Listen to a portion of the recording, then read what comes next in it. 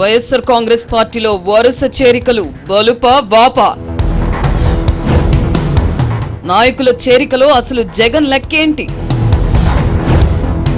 ఏపీలో వలసల వెనక టీఆర్ఎస్ హస్తముందా? కేసీఆర్ ఏపీలో ఎలాంటి ఎత్తుగడ అమలు చేయాలనుకుంటున్నారు? పోటీకి అభ్యర్థులే లేని బీజేపీ ఏపీలో ఎలాంటి ఎత్తుగడలు వేస్తోంది? ముప్పేట దాడిని తిప్పికొట్టడంలో టీడీపీ సమర్థత ఎంత? రాజధాని అమరావతి నిర్మాణం ఎందాకొచ్చింది? పోలవరం నిర్మాణంపై చంద్రబాబు చెబుతున్న మాటల్లో నిజమెంత?